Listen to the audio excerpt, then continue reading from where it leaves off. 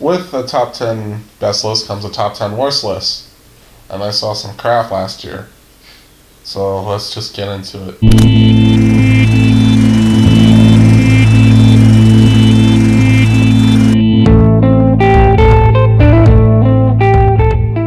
I'm going to give you a couple honorable mentions. Fantastic Four. That movie was ruined by the studio, and it was probably ruined from the get-go, trying to make a dark and gritty Fantastic Four movie. Like, why would you do that?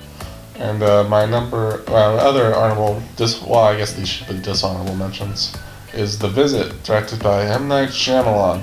The only reason I saw The Visit is because it was the only movie out in September. Like, there was just nothing last year, so I was like, okay, I feel like seeing a movie. That's the only movie out that can be, maybe I can see, so I'm just gonna see it.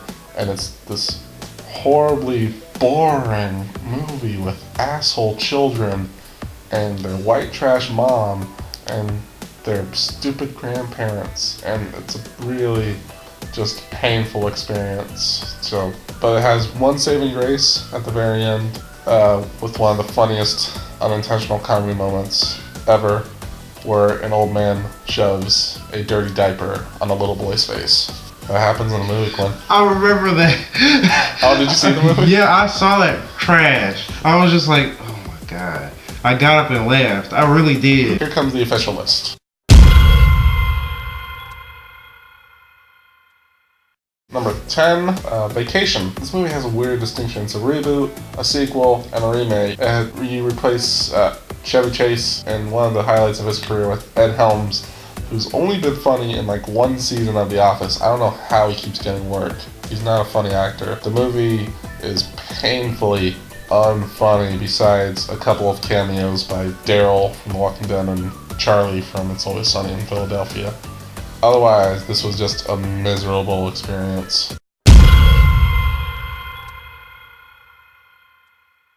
Number 9 is The Lazarus Effect. This movie was trash. It was released in January, so it made a bunch of money anyway. It's about people coming back to life and awkwardly talking for a long time about this person they awkwardly brought back to life and how she's going crazy and killing people, and you never know if it's supernatural or scientific. And the only reason I saw it is because Donald Glover was in it. You need a better agent, Donald Glover. Why can't you give Vince Spider-Man?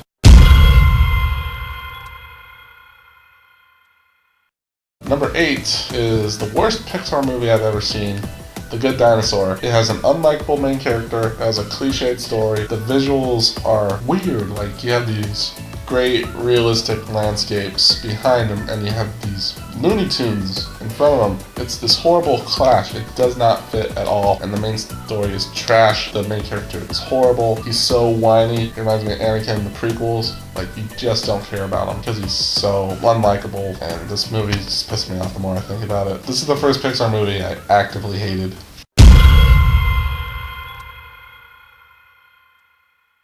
Number 7 is True Story, starring James Franco and Jonah Hill, about this real-life guy who's accused of murdering his wife and kids. And this movie is a bore. It feels so plain. Like, all the shots are close-ups of actors' faces. You're not particularly invested in the acting. James Franco just saying things like he delivers no character to his performance. You never are intrigued by the story because of the flat line of direction, performances, music. It's all just there. Hot Tub Time Machine 2. I'm actually a big fan of the first one. I think that movie is really underrated. It's hilarious. This movie is not. They cut the budget to hell. Apparently cutting the budget also prevents you from being funny. This movie is just awful in its crassness. Like, the first one was crass, but that one had heart. This one has nothing.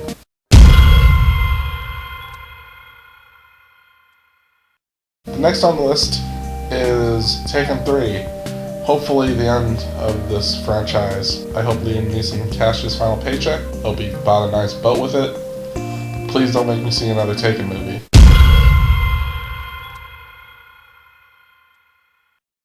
Number 4, this one offends me. They ruined movies that I love by making this movie. Terminator Genisys. Like, you can say that, oh, sequels don't ruin the movie. This one actively erases the first and second Terminator movies, which are amazing movies. The first one more so, and this movie just shits on it. Arnold is the only good thing about this movie. They cast Jack Courtney as Kyle Reese, and he's never been good, ever.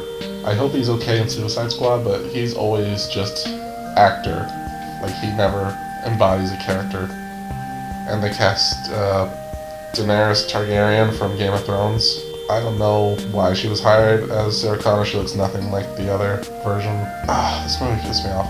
All the action is horrible. It has all the slow motion stuff, and it's over the top and CGI, and it's PG-13.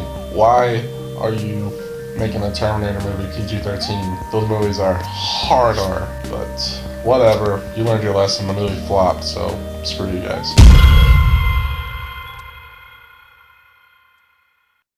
Get Hard with Will Ferrell and Kevin Hart. The studios were like, that guy makes money? This guy makes money.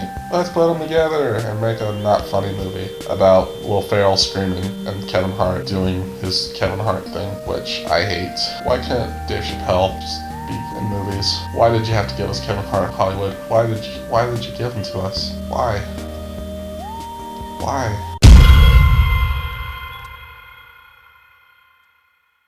The next movie is Sinister 2, about a kid who's jealous of his older brother because ghosts are friends with him.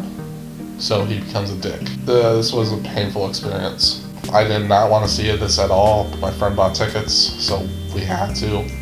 And it was just a bore. I wanted to fall asleep all the time.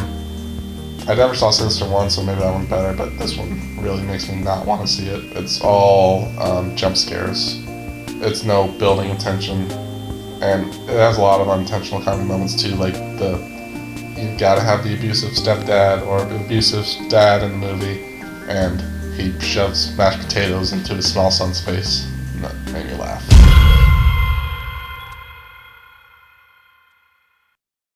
And my number one worst movie is, you guessed it, a found footage horror movie called The Gallows. Whenever you have these found footage movies, you gotta have the guy holding the camera be as annoying as possible. You gotta make sure he never drops the camera, no matter how many circumstances would lead him to do that. And you gotta have a horrible story that makes absolutely no sense and is only there to trick people into seeing a movie. So that's my top 10 worst movies of 2015. Thanks for making me relive them. Like and subscribe. Hopefully I can see a good movie soon. Bye.